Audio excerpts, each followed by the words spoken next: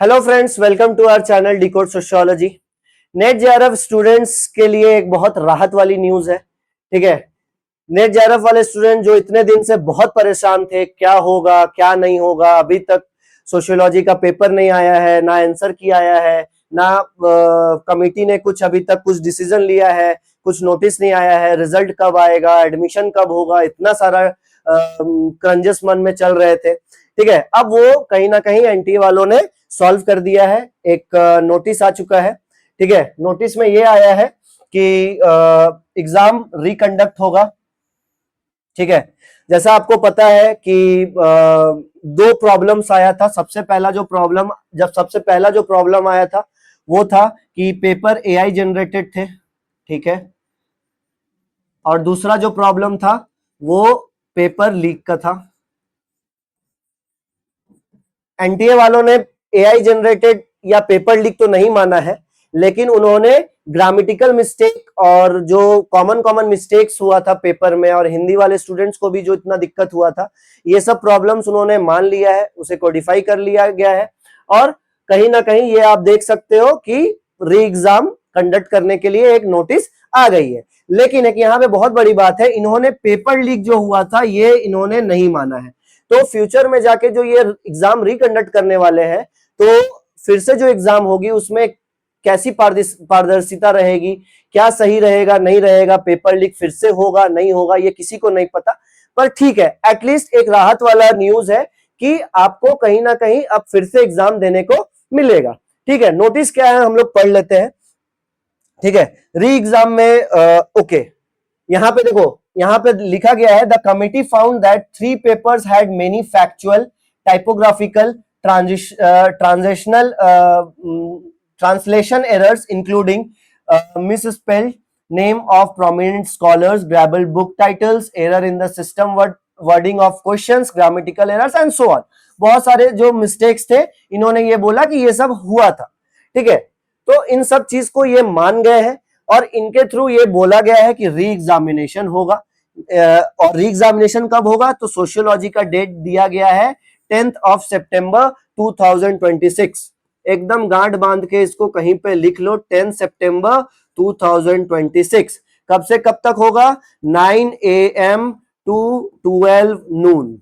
ठीक है, ये आपके लिए कर्मभूमि वाला सिचुएशन होने वाला है, क्योंकि अभी से लेके 10 सितंबर में अप्रोक्सीमेटली 24 डेज है, और इस 24 डेज में आपके पास सफिशिएंट टाइम है कि आप अच्छे से, जो सीरियस स्टूडेंट्स हैं वो जो पढ़े हुए हैं, सारा चीज बस ब्रशअप करना है और अच्छे से कहीं ना कहीं इस चीज को पढ़ना है।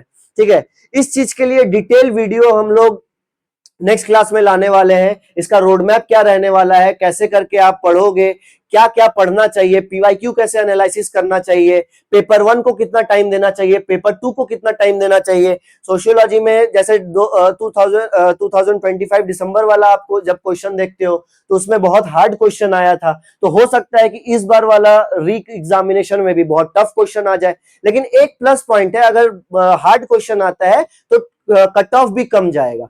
तो आपको हर एक चीज के लिए प्रिपेयर रहना होगा। ठीक है, हर एक चीज के लिए प्रिपेयर रहना होगा।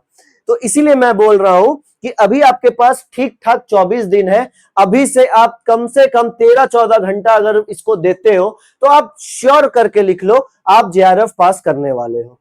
ठीक है, और क्या न्यूज आया है, फर्दर डिटेल्स इसमें यह दिया गया है कि city, centre and admit card details जो होने वाला है वो नोटिफाई किया जाएगा ऑफिशियल वेबसाइट में।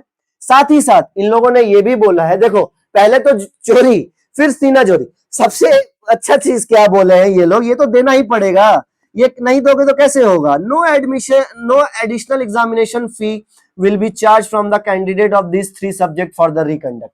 ठीक है, इन री एग्जामिनेशन के लिए कोई भी एग्जामिनेशन फीस नहीं देना पड़ेगा। जो जनरल वालों ने जो 1200 रुपया पे किया है या किसी ने 600 रुपया पे किया है, तो अब ये कहीं ना कहीं हम लोग को देखने को मिल रहा है कि अब ये पैसा आपको तो चार्ज नहीं होगा। लेकिन यहाँ पे सबसे बड़ी बात है, एनटी वालों को इतना सोचना चाहिए था कि जो बच्चे दूर दूर जाके एग्जाम देके आए हैं, जो जिनका सेंटर बहुत दूर था, या ऐसे लोग जो दूर दूर स्टेट में जाके एग्जाम देके अभी कहीं और मूव कर गए हैं, उनको तो ट्रैवल करना पड़ेगा। ठीक है, पर चलिए कोई बात नहीं, एटलीस्ट इन्होंने अपना गलती माना है और री एग्जाम हो रहा है, बहुत अच्छा मौका है।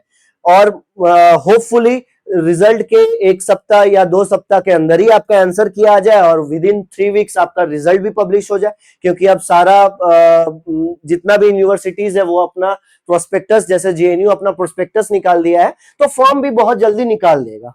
ठीक है, तो इसके लिए आपको एग्जाम देना जरूरी है। ये और एक कैटेगरी ऑफ स्टूडेंट्स के लिए बहुत बेनिफिशियल होने वाला है, वैसे टाइप ऑफ स्टूडेंट जिन्होंने उस समय फॉर्म भरा था बट किसी कारणवश आपने एग्जाम नहीं दे पाया, अब आप दे सकते हो वो एग्जाम। भले ही उस समय आपने एग्जामिनेशन फॉर्म भरा लेकिन आप एग्जाम नहीं दे पाए थे, लेकिन अब आप दे सकते हो।